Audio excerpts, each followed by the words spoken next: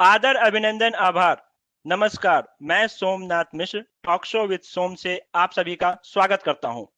जैसा कि आप सभी जानते हो, हमारा जो लक्ष्य, जो विजन है, वो ये है कि जो हमारे युवा हैं, जो या तो फ्रेशर हैं या जिनके पास 2 साल का एक्सपीरियंस हो, उनके लिए हम हर एक सप्ताह संडे को एक अतिथि को बुलाते हैं, जो अतिथि आके और हमें वो बताते हैं, अपना अनुभव शेयर करते हैं, और अनुभव शेयर करने के साथ हमारे युवा उससे प्रेरित होकर अपने फील्ड में आगे बढ़ सकते हैं। इसी क्रम में आज हमारे अतिथि मिस्टर प्रीतिश आनंद हैं। मैं जिनके बारे में 2 शब्द बोलना चाहता हूँ। प्रीतिश आनंद belongs to Mithila region, Mithila in Bihar, an XLRI alumni. He is an avid traveler and has driven more than 2 lakh kilometers in India and neighboring countries. He is a software engineering professional specializing in developing and managing software applications for the US healthcare domain and agile transformation. He has constantly delivered multi-million value projects at optimum efficiency to generate client satisfaction. Pritish is a firm believer of having a tendency to serve and power to lead, in contrast to the traditional leaders who aspire to lead to assume an unusual power drive or to acquire material possessions. So, Pritish जी, आपका स्वागत है हमारे show में। बहुत बहुत धन्यवाद सोम जी। Sir, जैसा कि आपको पता है हमारा विजन, तो आपसे मैं ये पूछना चाहूंगा कि आपने अपना जर्नी मतलब कैसे स्टार्ट किया और अभी तक आप कैसे पहुंचे। बिल्कुल, बहुत बहुत धन्यवाद सोम जी आपको इस कार्यक्रम में बुलाने के लिए। In past I have seen couple of videos, couple of talk shows which you have published in your channel. I think they are going well. They are going to help the people who are aspiring to get the knowledge regarding different domains, different areas। तो अच्छी बात है जो, और ये सबसे बड़ी अच्छी बात है कि जो हम एक ही रीजन से बिलोंग करते हैं, तो थोड़ा-सा वहाँ पे भी एक टच आ जाता है कि जो हाँ, मतलब बिल्कुल मिश्रा जी कैसे काम करते हैं, मिश्रा जी कैसे रहते थे। स्टार्टिंग ऑफ कोर्स जैसे आपने बताया बिल्कुल मिथिला रीजन से बिलॉन्ग करता हूँ। मिथिला रीजन जो कि पहले था, मिथिला रीजन अब 2 भागों में बढ़ चुका है। एक कुछ भाग उसके भारत में आता है, कुछ नेपाल में आता है। मैं भारत के साइड से बिहार में बिलॉन्ग करता हूँ। दरभंगा मेरा होम टाउन है, तो दरभंगा में ही मेरी सारी स्कूली शिक्षा, स्कूलिंग वहीं से हुई थी। फिर वहाँ से ग्रेजुएशन स्टार्ट किया। हमारे टाइम पे शायद एक एक वो टाइम था जब आपके पास में अपॉर्चुनिटीज जो थी, वो लर्निंग अपॉर्चुनिटीज बहुत ही कम थी, लिमिटेड था, कह सकते हैं। शायद आप भी उस दौर से गुजरे हैं, जो कि बीइंग एज ए मिलेनियल, और उस टाइम पे कुछ राजनीतिक ऐसी उठा-पटक चल रही थी बिहार में, जो पूरा ट्रांसफॉर्मेशन के दौर से गुजर रहा था उस टाइम पे बिहार।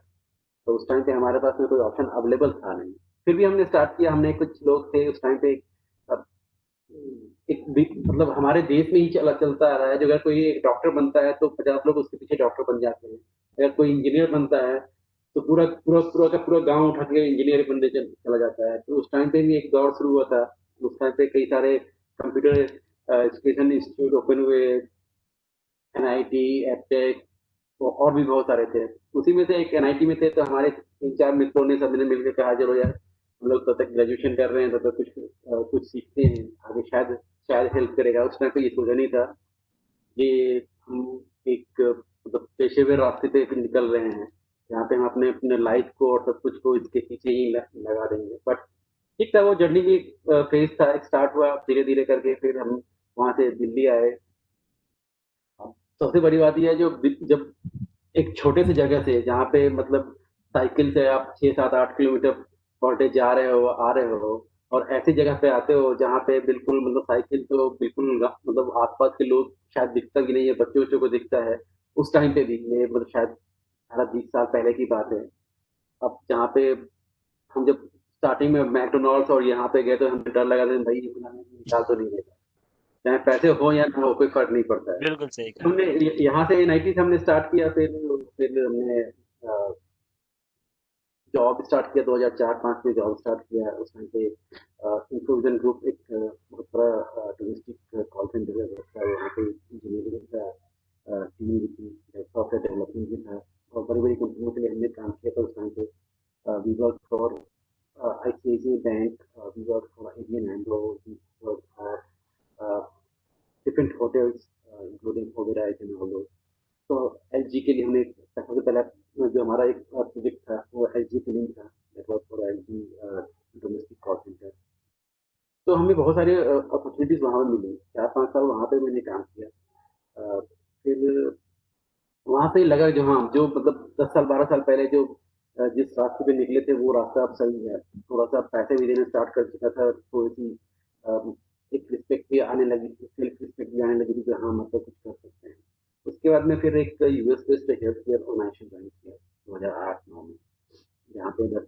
12 साल से मैं काम कर रहा हूँ यहाँ पे जो रोल है वो कई तरह के रोल करने का मुझे मौका मिला कई बार यूएस जाने का भी मौका मिला वहाँ के लोगों से मिलने का वहाँ के हेल्थ केयर को देखने का क्योंकि यूएस और इंडिया का हेल्थ केयर बहुत ही अलग है फिर भी काफ़ी कुछ सीखने को मिला काफ़ी रोल अलग अलग रोल प्ले किए पीपल लीडर का पीपल मैनेजर्स का प्रोजेक्ट मैनेजर प्रोग्राम मैनेजर इसमें डिफरेंट डिफरेंट रोल्स होते हैं ट्रांसफॉर्मेशन जर्नी भी ऑफकोर्स हुई जो आप सॉफ्टवेयर मेथोडोलॉजी की बात करते हैं इसमें पहले हम कैसे डेवलप करते हैं और आज के ज़माने में कैसे डेवलप करते हैं तो हमने वो सब भी स्टार्ट किया तो आई थिंक जो मुझे लगभग 17-18 साल की जर्नी है काफ़ी अच्छी निकली अब यही है जो दरभंगा से लेके या मिथिला के रीजन से लेके आज तक इस मेट्रोपॉलिटन सिटीज में 18 साल 20 साल निकालने के बाद में अब लगता है जो हाँ हम एक अच्छी पोजीशन पे हैं अच्छे हैं अब लोगों की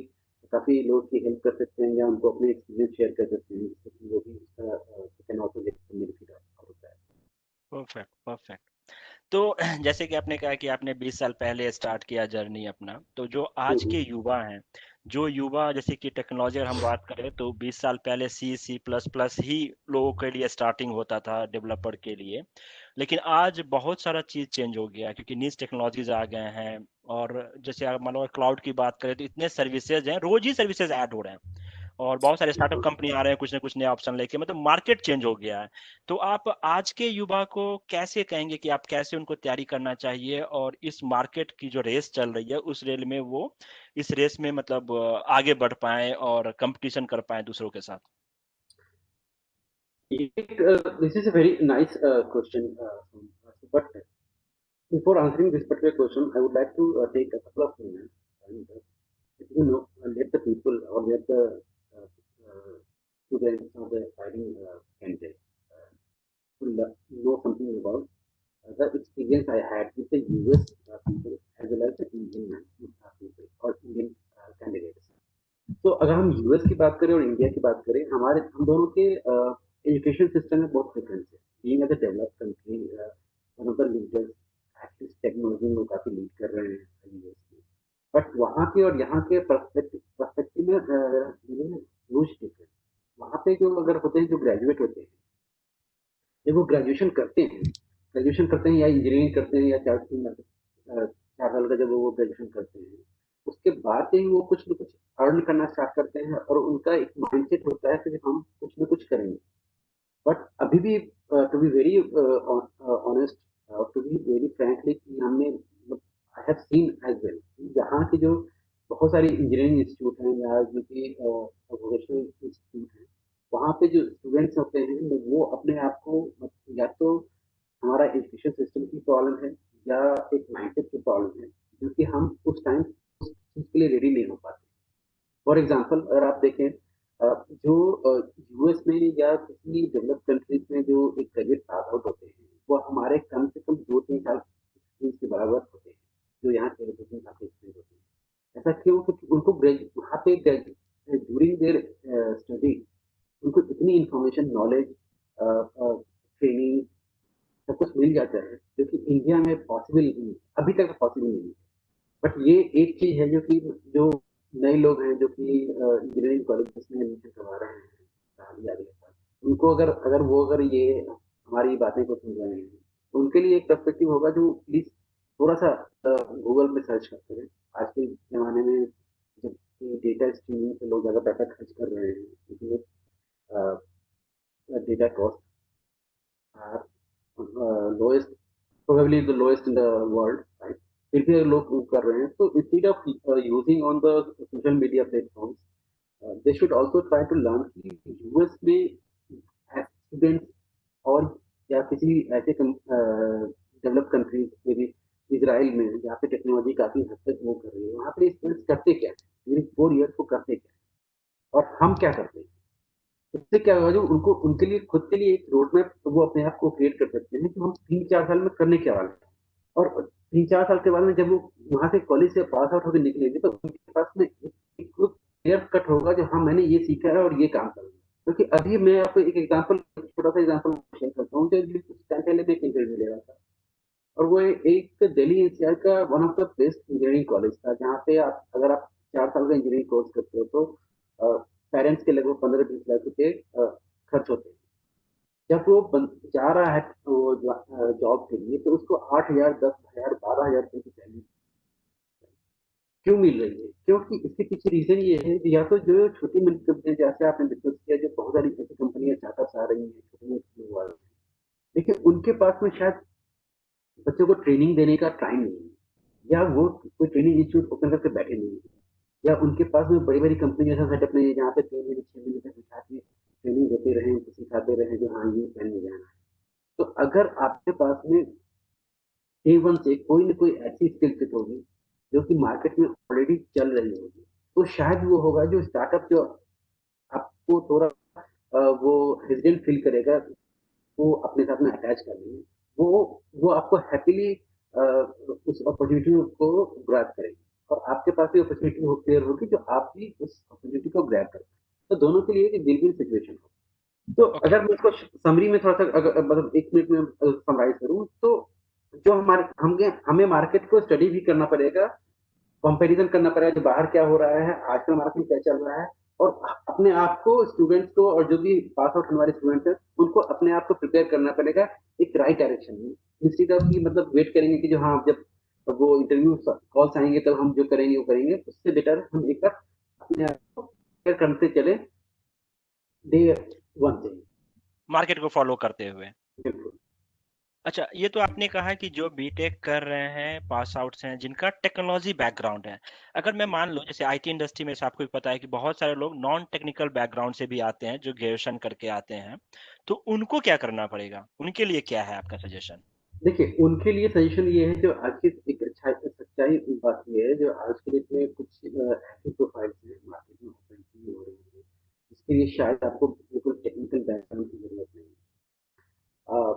अगर किसी के पास में सिर्फ मैथ्स है या स्टैटिस्टिक्स स्ट्रॉन्ग है, तो वो डेटा माइनिंग या एमएल जैसे काम या एमएल को यूज कर सकता है, जहाँ पे उसको अपने पास में मतलब में कैसे क्लिक करना है, डेटा का मार्ट का जो बनाना है, डेटा कैसे आगे यूज करना है, या कुछ एआई के हैं, इवन आजकल आरपीए जो कि ट्रेडिशनल, जो कि रिपीटेटिव वर्क को जो फिल कर रहा है, और बिजनेस को काफी बेनिफिट होने जा रहा है। आरपीए में भी अपना वो अपने आप को चेंज कर सकते हैं, जहाँ पे शायद इतनी जरूरत नहीं है टेक्निकल स्किल्स की आपको। ये है। इसके अलावा आपके पास में देखा जाए तो बहुत सी सारी छोटी छोटी ऐसी चीजें हैं जो कि अगर आपके पास में एनालिसिस स्किल्स अच्छे हैं, आपके कॉम स्किल्स अच्छे हैं, तो आप business skills, business analysis skills में जा सकते हो। प्रोडक्ट मार्केट में, प्रोडक्ट इनोवेशन में काफी काम हो रहा है, जहाँ पे मार्केट में सर्च किया जा रहा है कि कौन सा प्रोडक्ट मार्केट में अच्छा हो सकता है, कौन सा प्रोडक्ट।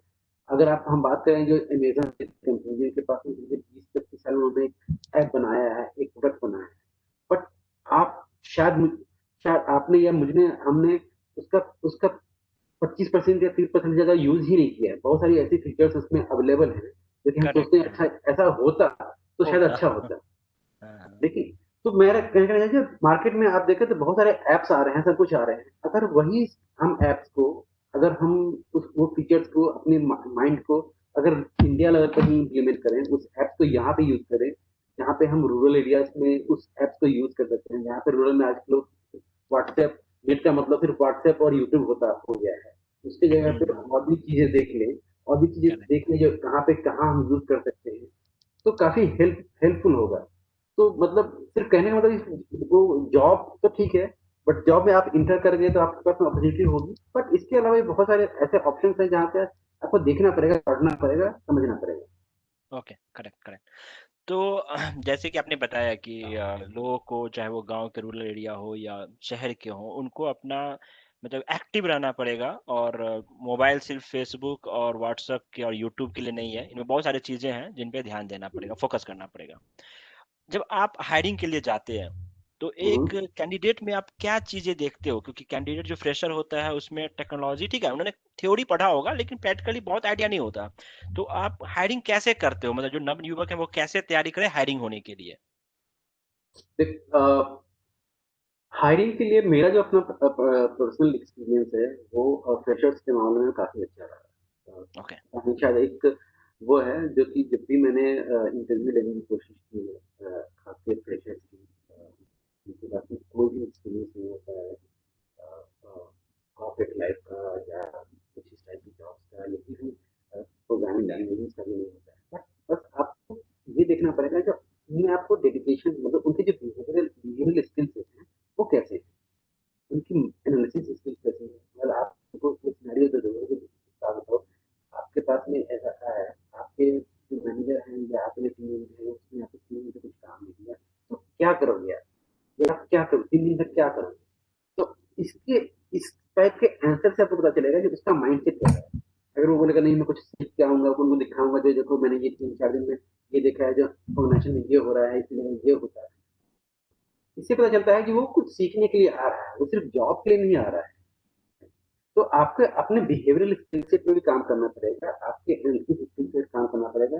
सबसे मोस्ट इम्पोर्टेंट ये है जो आपको अपने आप में एक एनर्जी दिखानी पड़ेगी, हाँ मुझसे एक एनर्जी है। जो आप आ गए, बहुत सारे स्टूडेंट्स को मैंने देखा है या बहुत सारे स्टूडेंट्स को देखा है, वो आके बैठ गए, फिर बहुत सारे लोग ऐसे होते हैं जो मतलब परेशान रहते हैं, जो नहीं नहीं जॉब नहीं हो रही, हो रही। वो बात सही है, सीधी सीधी बात है, वो सबके साथ होती है, जो जॉब है नहीं है वो है। और खासकर जो जो लोग को नहीं ज्वाइन कर पाते, नए ज्वाइन होते हैं या नए कैंडिडेट मार्केट में नए आते हैं, अगर वो 2-4 महीने तक उनको जॉब नहीं होती है तो वो परेशान हो जाते हैं। बट एटलीस्ट ये है जो आप अपने आप को ये शो करो जो आप में एक डिफरेंट क्या है, आप में एक अलग क्या है। जैसा कि ये चीज जो मैंने आपको पहले ही बोला था कि जो आपको खुद पे भी थोड़ा सा फोकस करना पड़ेगा, अपने आप को वो करना पड़ेगा कि मुझमें अलग क्या है, मैंने क्या सीखा है। अगर आप में एक छोटा सा कुछ भी होगा और मेरा जैसा हायरिंग मैनेजर होगा, तो वो आपको मतलब 5 मिनट नहीं लगाएगा आपके इंटरव्यू में, और आपको शॉर्टलिस्ट करके आपको सिलेक्ट कर लेगा। बट हाँ, बहुत सारे लोग मैंने देखे, ऐसे भी देखे हैं जो कि आधे घंटे तक, एक एक घंटे तक उससे पूछते रहते हैं। मेरे ख्याल में वो गलत है, क्योंकि मतलब एक्सपेक्टेशन ऐसी नहीं होनी चाहिए कि जिससे कि नया जो आ रहा है उसको लगे जो नहीं है, मतलब इतना तो 4 साल वाले बंदे से नहीं पूछा पूछा जाता जितने कि मुझसे पूछ रहा है। सही कहा आपने।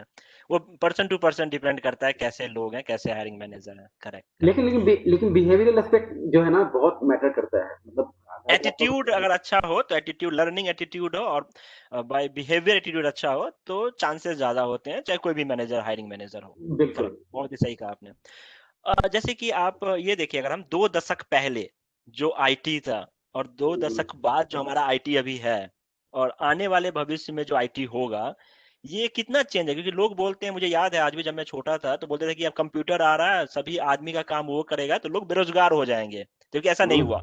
बहुत हम्म। काम बढ़े, मैं सुनता था बचपन में, मुझे याद है। और अभी भी लोग यही बोल रहे हैं कि यार वो टेक्नोलॉजी जितना चेंज हो रहा है ना, सब ऑटोमेट हो जाएगा, जो आरपीए है ये आ रहे हैं तो हम बेरोजगार हो जाएंगे, ऐसा। तो कितना चेंज हो रहा है, जो लेगेसी सिस्टम कह लें, लेगेसी से लेके मॉडर्न टेक्नोलॉजी, निस टेक्नोलॉजी में है। तो यहाँ आप अपने आप को कैसे देख रहे हो? अगर इस तरह से देखो, अगर आप मतलब जैसे हम 20-20 ईयर्स पहले की बात करें, 20 ईयर्स पहले अगर आप देखो तो सब कुछ, अगर हम कोडिंग भी करते थे, अगर हमने कोडिंग स्टार्ट किया था, तो एक छोटा सा लिखना भी होता था, जो एक डब्बा बनाना होता था, कि जो डब्बा सिर्फ आपको ओके लिखना होता था। तो हम्म, उसके लिए भी आपको 4 लाइन की इतनी बड़ी कोड लिखनी सही पड़ती थी। बात है, बिल्कुल। ठीक है। उसके बाद में उसी में देखा है, जो 4-5 साल में आ गया एक ड्रॉप डाउन आ गया, जो ये डालोगे तो अपने आप को मैसेज आ जाएगा, या मैसेज ड्रैग एंड आपको ड्रॉप टेक्स्ट आ चेंज जाए। करना है, आ गया। हम्म, उसके बाद में आप देखो, तो टेक्नोलॉजी तो चेंज होता रहेगा। और जॉब्स क्या है, जॉब्स तो आपको देखो, जॉब्स जो ऑटोमेशन की बातें हो रही है, या जो ये हो रहा है कि जो एआई आ जाएगा, आरपीए आ रहा है, ये चेंजेस तो होंगे, ये चेंजेस को कोई रोक भी नहीं सकता है और ये ज़रूरी भी है। अब अब देखा जाए तो जॉब्स, अगर कॉल सेंटर्स की बात करें, जहाँ पे आजकल इंडिया इंडिया सिर्फ आईटी सर्विसेज से ही आईटी का काम आ रहा है। प्रोडक्ट तो इंडिया के पास में, मतलब अगर फाइनेंशियल प्रोडक्ट को देखा जाए अदरवाइज, तो कोई भी ऐसा ग्लोबल प्रोडक्ट इंडिया के पास में नहीं है जो कि बहुत मतलब हाईली रिस्पेक्टेड हो इन कंपैरिजन विद एसएपी का, या आपके ओपन सोर्सेज हैं, माइक्रोसॉफ्ट के प्रोडक्ट्स हैं, या जो भी अलग अलग प्रोडक्ट्स हैं। वैसा कोई काफी रिप्यूटेड प्रोडक्ट तो नहीं है। हाँ, बहुत सारे अच्छे अच्छे लेकिन इंडिया में मेन सर्विसेज पे आ रहा है। सर्विसेज मीन्स अगर केपीओ है, बीपीओ है, या आईटी सर्विसेज प्रोवाइड कर रहा है। वहां पे देखा जाए तो बहुत सारे ऐसे काम होते हैं जो एक्चुअली देखा जाए तो रिपीटेटिव है। रिपीटेटिव मतलब अब मोनोटोनस वर्क कर लो आप, बंदा एक ही काम आता रोज है, कर रहे उसको हैं। कुछ हाँ, नहीं करता है, वो स्क्रीन पे आता है, किसी साइट पे जाता है, वहां से डेटा लेके आता है, एक्सेल में डाल देता है, चला जाता है, करेक्ट कुछ नहीं करेक्ट। करता है।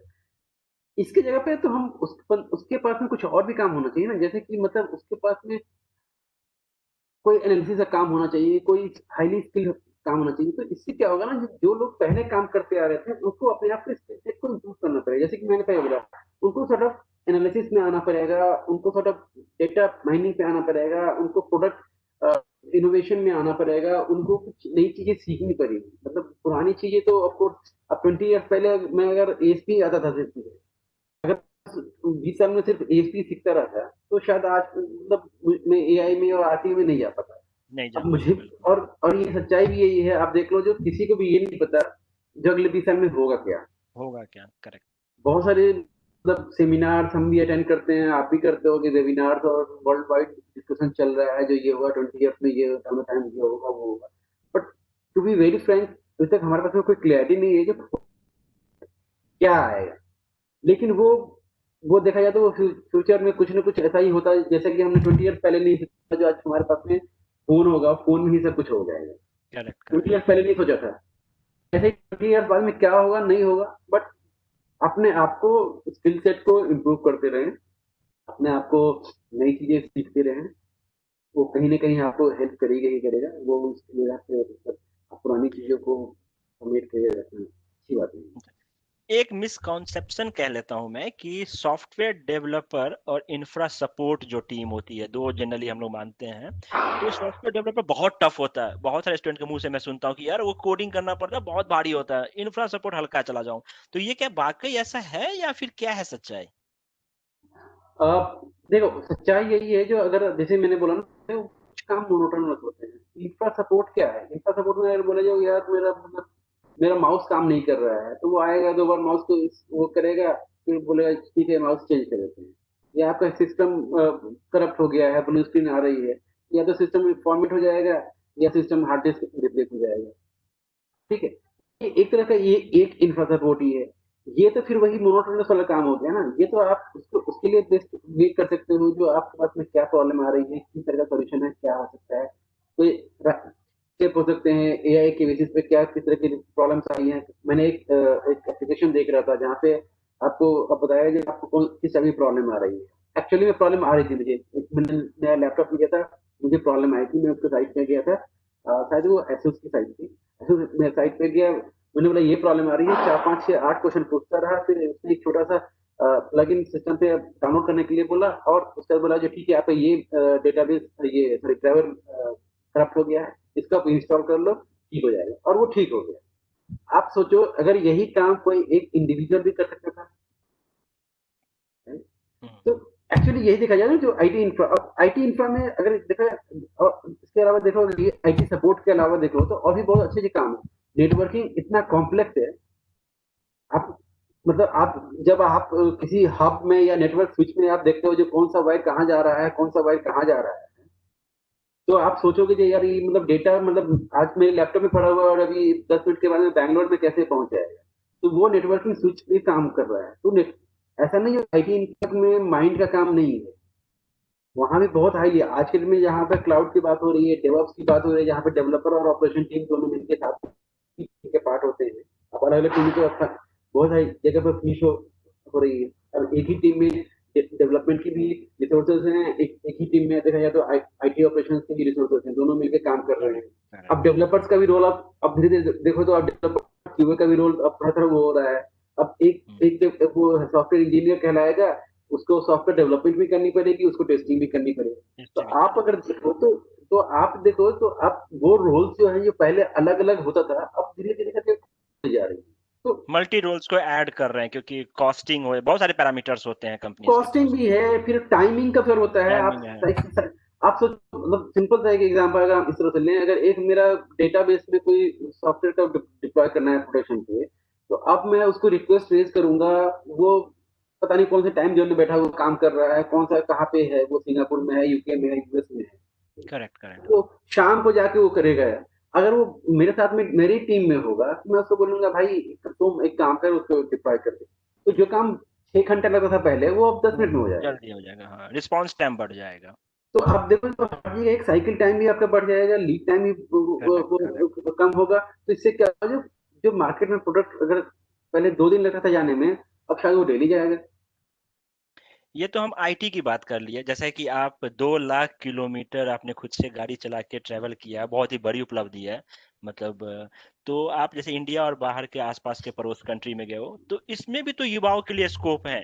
एज ए टूरिस्ट में भी तो स्कोप्स हैं, जो आपने टहल लिया तो आपको आइडिया होगा। आप इसको कैसे देखते हैं? बिल्कुल।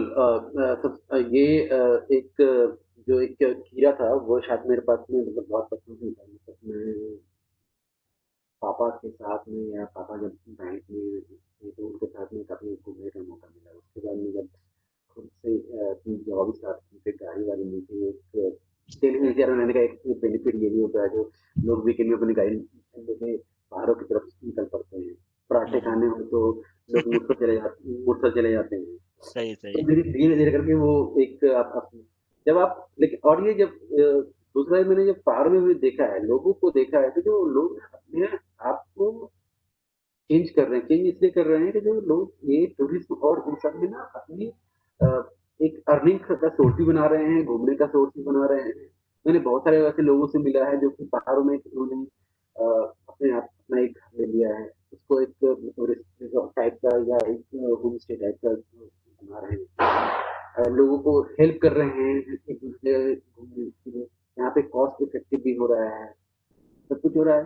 तो टूरिज्म बहुत सारे एरिया, ऐसे एरिया हैं जहाँ पे लोगों को लगता है, जो नहीं सिर्फ ये उत्तरांचल जाएंगे तो ये 4-5 जगह जाएंगे, यूपी जाएंगे तो सिर्फ मथुरा तक, मथुरा के आगे तो कुछ है ही नहीं, या उधर जाओगे तो ग्वालियर के आगे कुछ नहीं है। तो इस तरह से ऐसा नहीं है। आप हर एरिया में आपको कुछ ना कुछ जगह मिल जाएगी। और वो वहाँ के जो लोकल लोग हैं, उनका भी काम है कि कैसे हम प्रमोट करें।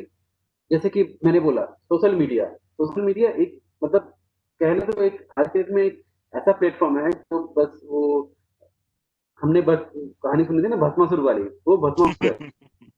उसका आप अच्छी जगह से यूज करोगे और अच्छे तरीके से यूज करोगे तो काफी हेल्पफुल है। अगर मान लो आप हमारे बताओ, दरभंगा में फोर्ट्स हैं, जो कि पूरे रीजन में देख लो, तो आप बिहार में वैसा फोर्ट नहीं है, अब नहीं, आज के टाइम में नहीं है। बिल्कुल। वहाँ के जो लोग हैं, वहाँ भी लोग हैं, वो अगर अपने उस फोर्ट की अच्छी अच्छी फोटोज सोशल मीडिया इंस्टाग्राम पे डालेंगे, फेसबुक पे डालेंगे, तो जो लोग बाहर रहते हैं उनको लगेगा ना, अरे यार ये इस एरिया में ये कुछ तो काफी है, हैपनिंग हाँ, हो रहा है, करेक्ट, कुछ हो रहा है, करेक्ट। हम जाएंगे। लेकिन लोग, हमारे इधर के लोग क्या कर रहे हैं, वही पॉलिटिकल, लालू ने क्या किया, मोदी जी ने क्या किया, नीतीश जी ने क्या किया।